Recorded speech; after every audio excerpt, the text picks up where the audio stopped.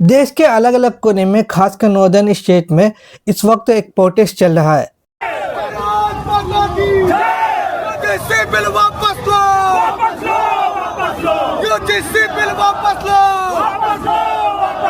समानता जिंदाबाद, समानता जिंदाबाद, वंदे मातरम, जय श्री राम, जय श्री राम। उत्तर प्रदेश में एक करनी सेना के एक लीडर ने अपर कास्ट के लोगों से कहा है कि वो अपने बिजनेसेस और दुकानदारों में SC ST और OBC के लोगों को न ले।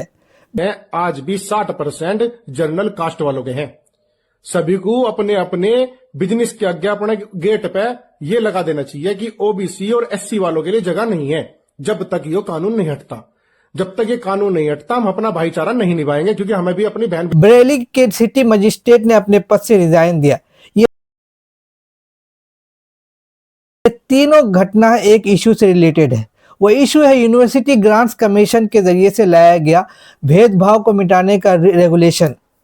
13 जनवरी को यूनिवर्सिटी ग्रांट कमीशन, जो कि एजुकेशन मिनिस्ट्री के अंतर्गत एक ऑटोनोमस बॉडी है, university grants commission promotion of equity in higher education 2026 regulation लेकर आए। इस रेगुलेशन का मकसद कैंपसेस और हायर एजुकेशन इंस्टीट्यूशन में कास्ट और मजहब, जेंडर और लिंग की बुनियाद पर डिस्क्रिमिनेशन को एलिमिनेट करना है।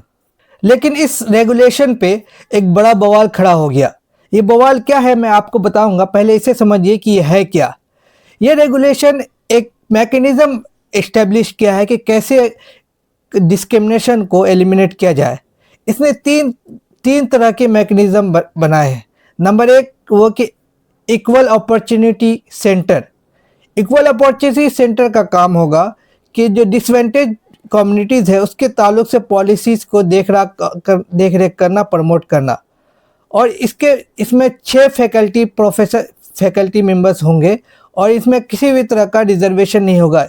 किसी भी कम्युनिटी से या कास्ट से इसके मेंबर बन सकते हैं। ये डिस्क्रिमिनेशन से मुतासिर लोगों की लीगल हेल्प भी करेंगे और इनका ताल्लुक लोकल एडमिनिस्ट्रेशन से भी होगा। दूसरा है इक्विटी कमेटी। इसमें 10 मेंबर होंगे। 10 में से 5 मेंबर जो है वो SC ST OBC वीमेन से होंगे। इनका काम जो एक शिकायत करता है उनके शिकायत को इन्वेस्टिगेट करना, एड्रेस करना और 24 घंटे के अंदर इसको एड्रेस करना, फिर 1 हफ्ते के अंदर इसको इन्वेस्टिगेट करना। कमेटी के हेड यूनिवर्सिटी के वाइस चांसलर, कुलपति और कोई हेड होंगे, उसको रिपोर्ट सबमिट करना है।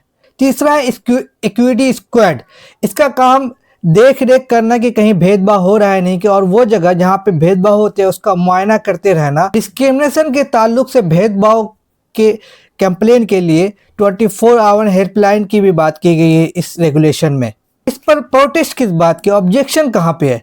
ऑब्जेक्शन ये है कि ये जो रेगुलेशन अभी 2026 में किया गया है, ये इससे पहले भी 2012 में ये रेगुलेशंस आए थे UGC की तरफ से, लेकिन उस वक्त ये एक एडवाइजरी के तौर पे थे। इस पे रेगुलेशन इसको इम्प्लीमेंट नहीं करने पर किसी भी तरह का पनिशमेंट नहीं था। लेकिन अब ये जो है ये हर यूनिवर्सिटी के लिए कंपलसरी हो गया।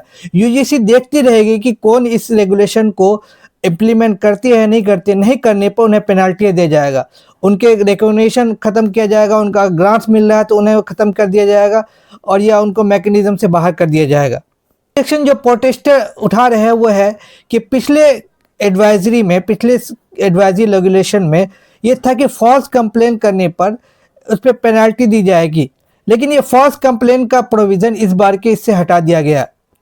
और तीसरा जो ऑब्जेक्शन जिसमें उठाया जा रहा है वो है कि ब्रॉड डेफिनेशन ऑफ डिस्क्रिमिनेशन। उसमें यह कहा कि कास्ट डिस्क्रिमिनेशन सिर्फ OBC और SC ST के साथ जो हो रहे डिस्क्रिमिनेशन है उसी को डिस्क्रिमिनेशन माना जाएगा। अपर कास्ट इस बात पे नाराज़ है कि उनके साथ भी अगर डिस्क्रिमिनेशन हो तो उनका निदान कैसे होगा। प्रोटेस्टर का कहना है कि इस रेगुलेशन का मिसयूज़ हो सकता है, इससे एक रिवर्स डिस्क्रिमिनेशन भी हो सकता है, अपर कास्ट के साथ भी डिस्क्रिमिनेशन हो सकता है। इन सारी बातों के लेकर देश भर में धमाल मचा हुआ है। यहाँ तक कि BJP के खुद मेंबर्स भी इसको अपोज कर रहे हैं। खासकर अपर कास्ट लोग जो है इसको लेकर सड़क पे आ रहे हैं और सोशल मीडिया पे ट्रेंड्स चला रहे हैं और इसको रोल बैक करने के लिए डिमांड कर रहे हैं। अभी तक एजुकेशन मिनिस्ट्री ने इस रोल बैक करने की बात नहीं कही है, बल्कि एजुकेशन मिनिस्टर ने कहा है कि किसी के साथ नाइंसाफ़ी नहीं होगी। अगर देखा जाए तो ये जिस तरह की ऑब्जेक्शन उठाए जा रहे हैं उसकी कोई ठोस बुनियाद नहीं है। ये अपने आप में एक तरह का डेल्यूजन है, खामख्याली है कि अपर कास्ट के साथ डिस्क्रिमिनेशन होगा। हिंदुस्तान में अपर कास्ट के साथ कभी कहीं डिस्क्रिमिनेशन हुआ ही नहीं है। ऐसा कोई इंसिडेंट, कोई न्यूज़ भी कोई नहीं पढ़ा होगा कि कोई इस बात पे किसी के साथ डिस्क्रिमिनेशन हुआ कि वो ब्राह्मण है, वो कोई शर्मा है, कोई कुछ अपर कास्ट से है, इस बात से किसी के साथ डिस्क्रिमिनेशन हुआ ही नहीं। तो फिर क्या ज़रूरी है कि उस रेगुलेशन में उस ऐसे प्रोविज़न को डाला जाए। जहाँ तक मिसयूज़ की बात है कि किसी भी लॉ का मिसयूज़ हो सकता है। हिंदुस्तान के जितने लॉ हैं उनमें से हर लॉ का कहीं ना कहीं मिसयूज़ हो सकता है, चाहे मर्डर हो, टेररिज्म हो, चाहे वो सीरियस से सीरियस लॉ का भी मिसयूज़ हो सकता है। तो मिसयूज़ का तो यह है कि मिसयूज़ के लिए गवर्नमेंट कोई अलग से प्रावधान करे कि किसी भी एक्ट का कोई मिसयूज़ करे तो उसके ताल्लुक से पनिशमेंट हो। लेकिन इसी बात को लेकर, यही रेगुलेशन को लेकर कि इसका भी मिसयूज़ होता है, ये बेबुनियाद केसेस है। फॉल्स केसेस किस मामले में नहीं होते? टेररिज्म के मामले में हज़ारों फॉल्स केसेस हुए हैं, मर्डर के केसेस में फॉल्स केसेस होते हैं, रेप में फॉल्स केसेस होते हैं, डॉरी में फॉल्स केसेस होते हैं। फॉल्स केसेस तो हर केस में होते हैं। तो इसका मतलब कि अगर फॉल्स केस आए तो वो लोग हटा दिया जाए? क्या मर्डर के लोग हटा दिया जाएगा उस मामले में फॉल्स केसेस आए? फॉर देखा जाए तो ऐसे लॉ आने से अपर कास्ट इसलिए खौफजदा हो जाते हैं क्योंकि ये उनके एक प्रिविलेज पे अटैक करता है। उनका एक प्रिविलेज जो है एट्रोसिटीज़ करने का, जो लोअर कास्ट के लोग, जो अप्रेस्ड कास्ट लोगों के साथ एट्रोसिटीज़ करते हैं, जुल्म करते हैं, तो उनको वो चाहते हैं कि उसमें भी उनको प्रिविलेज हो या उनको छुटकारा मिल जाए, किसी तरह का उन्हें रिपरकशन नहीं झेलना पड़े। इस वजह से वो लोग इसके ऐसे लॉ के खिलाफ खौफजदा होते हैं। अगर देखा जाए तो अपर कास्ट लोग ऐसे लॉ जो कि डिस्क्रिमिनेशन के खिलाफ होते हैं उसके खिलाफ इसलिए खड़े होते हैं क्योंकि ये लॉ उनके एक प्रिविलेज पर अटैक करता है। उनका वो एक तरह की माइंडसेट बनी हुई है कि अगर आप अपर कास्ट हैं तो आप लोअर कास्ट के साथ एट्रोसिटीज़ ही करेंगे या उनके साथ जुल्म ही करेंगे और उनका कोई उन्हें सज़ा नहीं मिले, उनका कोई उन्हें रिपरकशन नहीं मिले। तो इस वजह से जब रिपरकशन मिलता है तो लोग उठ खड़े होते हैं कि हमारी जो एक प्रिविलेज था उसको ख़त्म कर दिया है। तो कहीं भी किसी भी तरीके से अपर कास्ट पर किसी तरह का जुल्म नहीं कर रहा है, बल्कि ये एक कास्ट डिस्क्रिमिनेशन को मिटाने के लिए एक मैकेनिज़्म बनाया गया है। कोई भी जो प्रोटेस्टर है वो एक कोई ठोस बुनियाद लेके नहीं बता रहे हैं, सिर्फ वो बता रहे हैं कि फॉल्स केसेस होते हैं, अपर कास्ट के साथ जो डिस्क्रिमिनेशन होता है। अपर कास्ट के साथ कहाँ डिस्क्रिमिनेशन होता है? कोई मिसाल बताए, कोई लेके आए कैसे इंसिडेंट, कोई न्यूज़ रिपोर्ट आए कि उनके साथ लोअर कास्ट के लोगों ने कभी डिस्क्रिमिनेशन किया है, क्या उन पर अटैक किया इस नाम सिर्फ की इस बात पे कि वो ब्राह्मण है। पॉलिटिकली ये मामला और भी इंटरेस्टिंग होता जा रहा है क्योंकि ये जो रूल लाए है नरेंद्र मोदी गवर्नमेंट है और नरेंद्र मोदी गवर्नमेंट जो बीजेपी की गवर्नमेंट है उसके जो कोर सपोर्टर है वो अपर कास्ट ही होते हैं। अपर कास्ट हैं जो इनके बेशन हैं और यही लोग उनके उठ खड़े हुए हैं।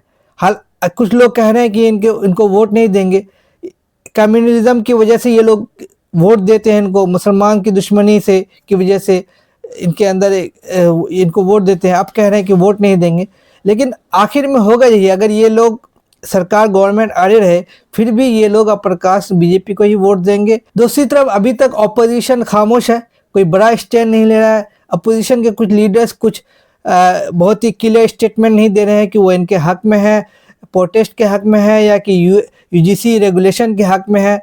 लेकिन जो ओबीसी पार्टीज़ हैं, समाजवादी पार्टी या आरजेडी पार्टी, इनके स्पोक्स पर्सन वगैरह ये रेगुलेशन के साथ खड़े हैं। चंद्रशेखर आज़ाद यूजीसी रेगुलेशन के साथ खड़े हैं, लेकिन कांग्रेस और दूसरी पार्टीज़ जो है वो अभी तक किसी भी इनके सपोर्ट में नहीं बोले, यूजीसी रेगुलेशन में या प्रोटेस्ट की सपोर्ट में नहीं बोले।